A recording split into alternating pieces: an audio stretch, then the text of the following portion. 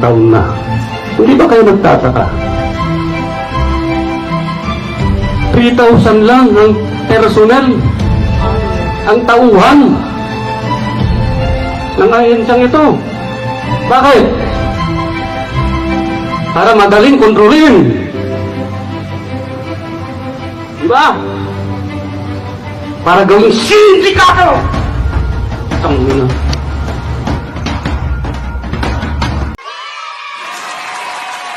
Ayan, isang magandang araw sa atin lahat mga kababayan, mga kasulit. Maligayang pagbabalik sa ating channel. At sa araw na ito ay mayroon po tayong re-reactionan na mga video, kabayan. Patungkol nga po ito sa isang di umano, ang mga political vloggers ay napatulpo na po mga kababayan. OMG. Bakit po nagkaganon mga kababayan? Ang mga political vloggers po ba talaga ay lahat po nagsasabi ng fake news? O lahat po ba ay nagsasabi ng pawang katotohanan? Ganon din po ang tanong natin sa mga mainstream media. Sila po ba ay naghahatid din po ng pawang katotohanan at wala pong lumalabas sa kanila ng fake news? Ngayon po sa araw na ito ay ating re-reactionan ito pong mga video patungkol nga po rito sa may nagsalitang umamin na fake news po siya at sino po ang naghatid sa kanya ng fake news at mayroon pong nagsabi na fake news pong vlogger itong isang taong ito. Kung kaya't mga kababayan, ito yata ang pinagpapalagay na mukhang gagawa ng resolution or batas si Senator Raffy Tulfo para nga po magkaroon ng regulation. Ito nga po or magkaroon ng samahan itong mga independent vloggers na katulad po natin. Tama po rito talaga mga kababayan itong si General Bantag. Sa kabilang banda, inyo pong matutunghayan kung bakit po tama si General Bantag sa kanyang mga sinasabi noon pa man mga kababayan. Kung gusto nyo pong malaman yan, huwag po kayong aalis. Yan po ang ating re-reactionan sa araw na ito. Ngunit bago yan, sa ngayon pa lang po nakabisita sa aking channel, ay inaanyayahan ko kayo na mag-subscribe, pakipindot po ang notification bell all para lagi po kayong updated sa lahat ng aking mga upload. Paki-like na rin at paki-share sa mga Facebook kung inyo pong mamarapatin. Maraming salamat sa iyo, kaibigan. Marami ding mga independent vloggers na responsible. There are many of them. Now, although they don't report to a certain company, an entity, and they're just by themselves, independent, responsible pa rin sila.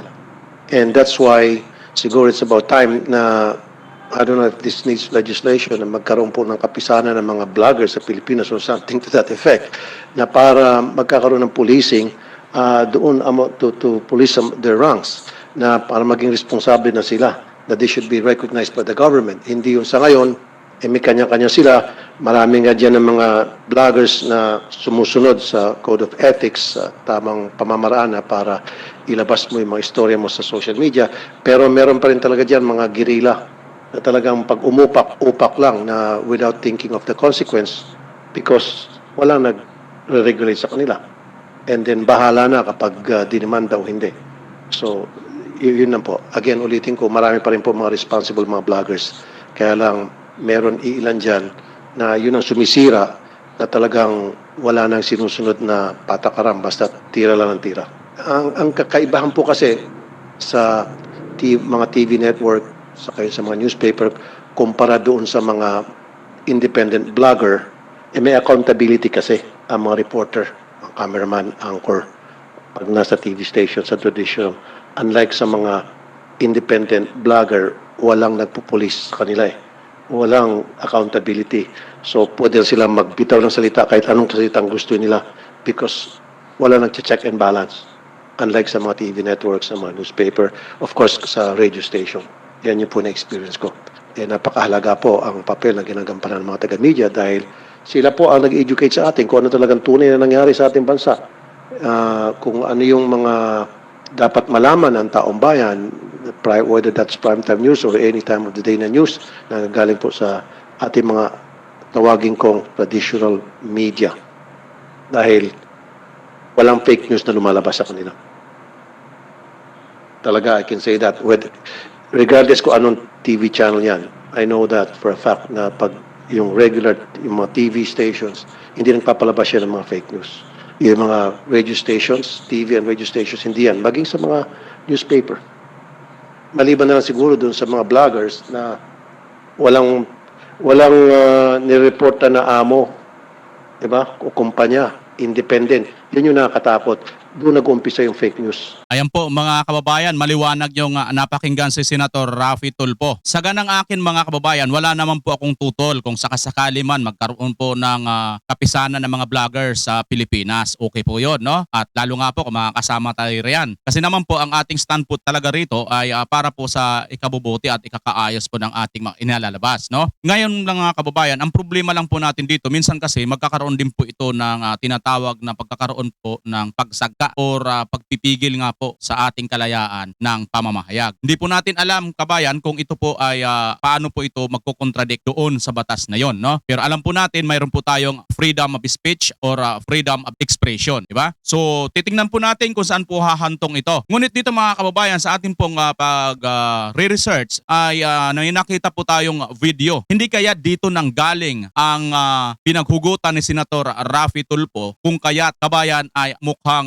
gigil siya ngayon para sagaan or prenuhan nga po itong ibang mga vlogger di umano na nagpapakalat ng mga fake news. Kayo po ang humusga kung ito nga ba ay fake news sa inyo pong mapapanood ngayon, kabayan. Tingnan natin kung ito ba ang sinasabihan ni Senator Raffy Tulfo. Panoorin natin ang videong ito. Assumed incapacity to discern right from wrong.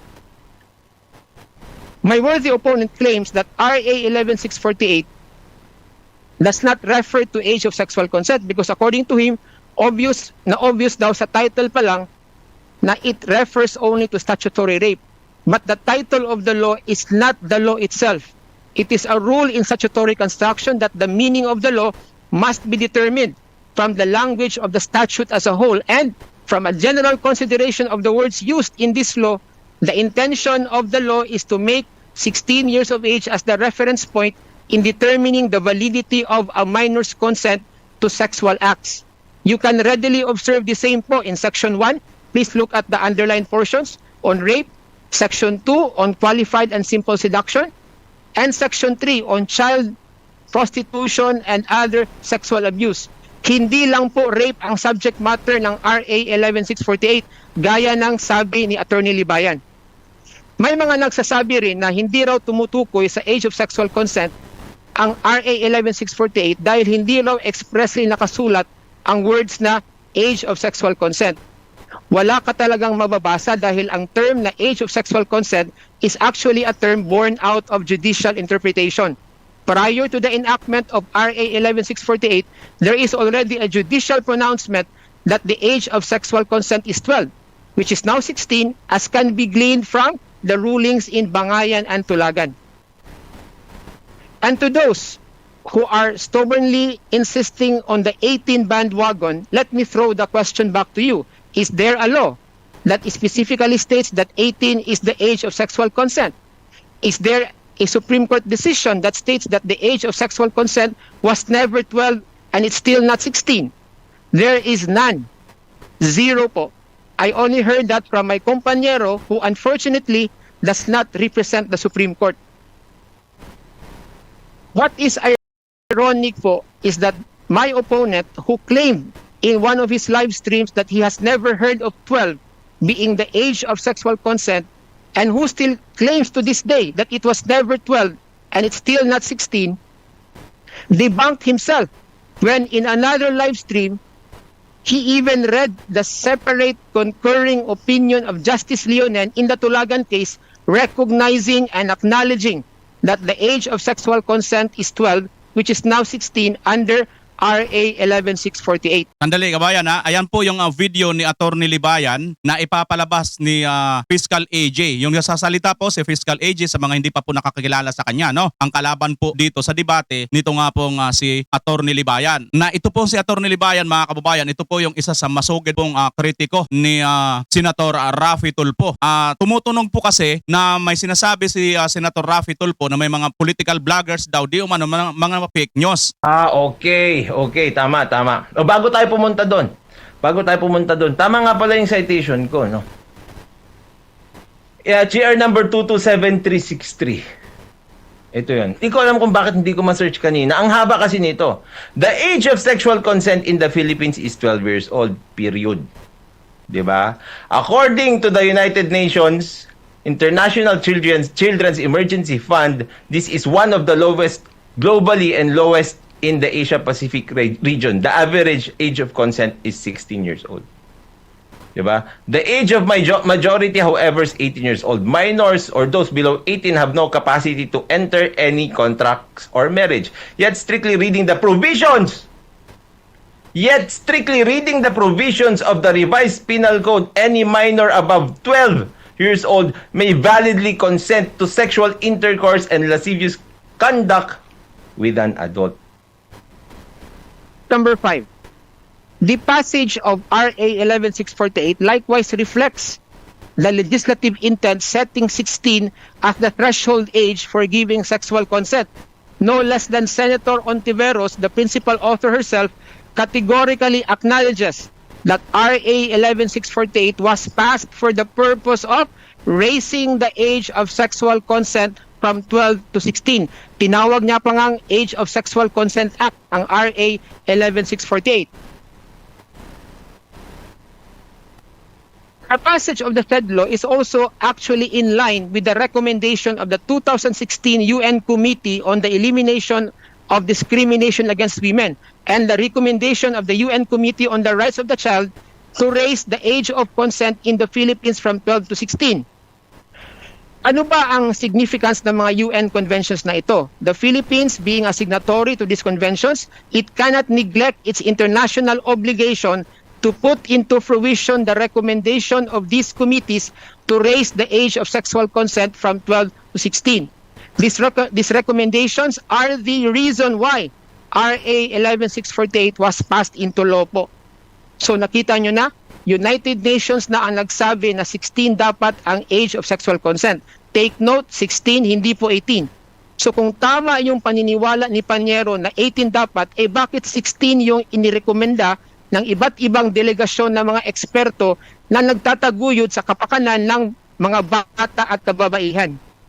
With these categorical pronouncements in Bangayan and Tulagan, coupled with the clear mandate of RA 11648 and backed up by the said UN conventions, there is no doubt in my mind that truth is on my side. Hindi pala kami ang fake news. Back to you, Ms. Moderator. Boom! Sabog! Hindi pala kami ang fake news. Back to you, Miss Moderator. Boom!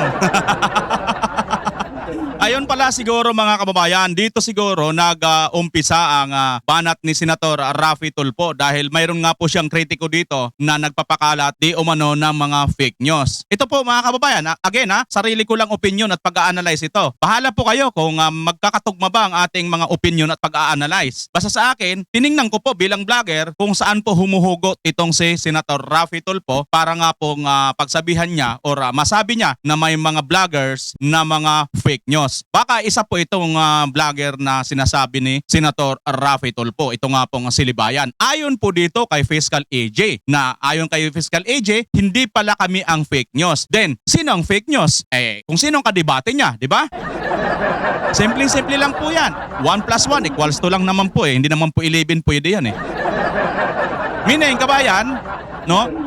At nasisement po yan kung bakit nasabi po natin na siya po ang tama dyan sapagkat bandang dulo nitong debate nila ay nanalo po siya dyan at ang verdict nga po ng 3 justices, mga kababayan hindi po ito basta miron-miron lang o marimarites lang nag-judge dyan, mga justices po pumabor po ng unanimous 3.0 po dito pabor kay Fiscal AJ.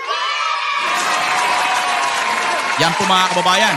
At ngayon, dumako naman po tayo rito. Paano po nangyari BMR na sinasabi mong tama naman pala si Bantag? Ito po yon kabayan. Mayroon po kasi mga pronouncement dati si General Bantag na sinasabi niyang sinungaling. Diba? Natatandaan niyo po kung sino po ang mga sinabihan ni General Bantag na sinungaling. Dito po lumalabas kabayan ay tama po si General Bantag sapagkat inamin niya po rito na na-fake news siya. So alam niyo na mga yun kung sino tinutukoy ko isa pa ito mga kababayan, patungkol naman po ito doon sa sinasabi naman ni Senator Raffy Tulfo na hindi daw siya pabor dito nga po sa ibang mga political vloggers kasi nga daw po wala daw pong sense of responsibility. Mga independent vloggers na basta na lang pong magpapalabas ng mga fake news. Wala naman pong problema dyan, walang pagtatalo dyan. Totoo naman po talaga na may mga vloggers na nagkikater or nagpapalabas po ng fake news. Pero ang sa akin lang po ay mukhang sa pagsasabi niya po ng ganyan ay pinuri naman po niya kabaliktaran ito naman pong mga mainstream media na di umano wala naman daw pong nagpapalabas na mga fake news na mainstream media. Kung kayo ang tatanungin kabayan, bago ko po isalang itong susunod na video na inyong mapapanood, hulaan po ninyo, sino po kaya ang nag-feed sa kanya? Ang mainstream media po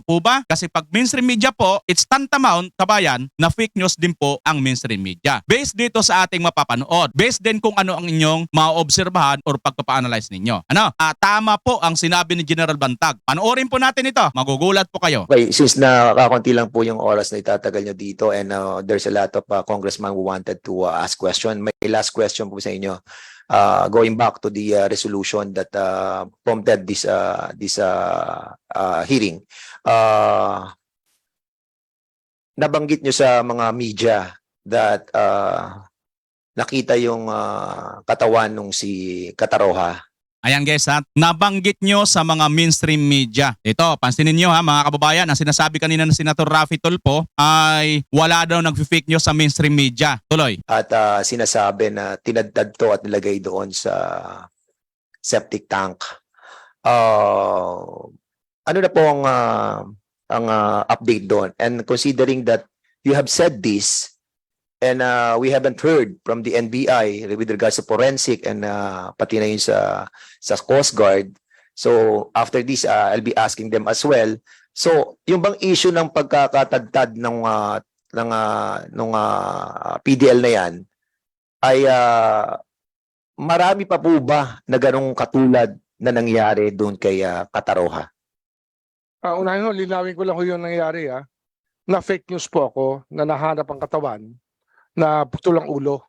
Yun po yung unang sinabi sa akin na dumating po sa akin feed nung isang madaling araw kasi I wake up in the morning, early in the morning to look at the feeds about the department. So na fake news po ako doon. Ang napag-alaman ko na lang is that may K9 na ginamit nung yung K9 ay pinaamoy ang damit ni Kataroha, yung aso mabilis tumakbo sa septic tank. Para sinasabi, para naroon yung pinaamoy nila na damit, yung tao na susuot. Pero yung na fake news po ako na nahanap po yung katawan. Okay, so thank you so much, Mr. Secretary. Siguro kay General Katapang before I give the floor to the other members kasi I think this is a failure on your part. Yung informing our secretary on something that is not happening is something that you are responsible with. So bakit tayo nagbibigay ng mga wrong information sa Department of Justice? Unang sa lahat, sir, hindi po ako nagbigay noon ng information. Ang ginawa ko muna is Ayan mga kababayan, maliwanag po tinanggi dito ni Katapang na hindi daw siya di umanong nagbigay ng information na yon. So saan kumuha si Secretary Boyeng? Doon sa mainstream media. Tama ba? At based doon sa kanyang napanood, naglabas siya ng fake news mga kababayan. O di sino ngayon yung naglabas ng fake news? Di ba mainstream media? Kung tinatanggi rin naman ni Katapang na hindi siyang nagbigay dito kay Boyeng, di ba? So it's either na fake news si Boyeng or fake news ng mainstream media or itong si Katapang ang nag-fake news or nagsisinungaling sila por parehas dyan. So tama talaga mga kababayan ang sinasabi ni General Bantag. Sinungaling. Diba? Sinungaling talaga. Yan po talaga ang mga dito. At inline naman doon sa sinasabi ni Senator Raffy Tulfo, how come ito Senator Raffy Tulfo na hindi mo rin ito napansin? Maaari, tama ka doon sa point na yon, yung isang fake news na vlogger na yung kritiko. Maaari. Kasi nga napatunayan din yun Mayroon din na 3-0 verdict doon na pinanigan po ang nagsabi na fake news siya at hindi ang fake news yung nagsasalita kaninang si Fiscal AJ. Maliwanag, di ba kabayan? Ngayon, ano po ang inyong masasabi dito patungkol po dyan sa sinasabi ni Senator Raffy Tulfo? Naniniwala ho ba kayo na marami po ang mga vloggers na mga fake news? Kung mga fake news man pong mga vloggers, sino-sino po ang inyong nakikita dyan? At naniniwala din po kayo na wala bang mga fake news na mga mainstream media at walang mga sinungaling na mga nagtatrabaho sa gobyerno? Paki-comment nyo po dyan sa baba, mga kababayan. Yan po ang lahat po ng ating nagawang reaction video dito sa araw na ito. Sana ay naibigan po ninyo kung ano man po kabayan ang inyong observation, reaction at opinion. Pag-a-analyze po sa mga bagay-bagay at mga videong inyong napanood, mag-comment po kayo sa baba. At babasahin po natin, pag-usapan natin ang mga bagay na napapanood. Maraming salamat muli una sa lahat sa Diyos at sa inyo kabayan. At sa susunod, magkita-kita tayo kung loloobin ng Panginoon. Siyempre sa 2025, panawagan po natin, kung galit ka sa droga, ano pang hinintay mo? Magbantag ka. At as always, Pilipinas, ayan po sa taas. Maraming salamat pong muli. Bye-bye po!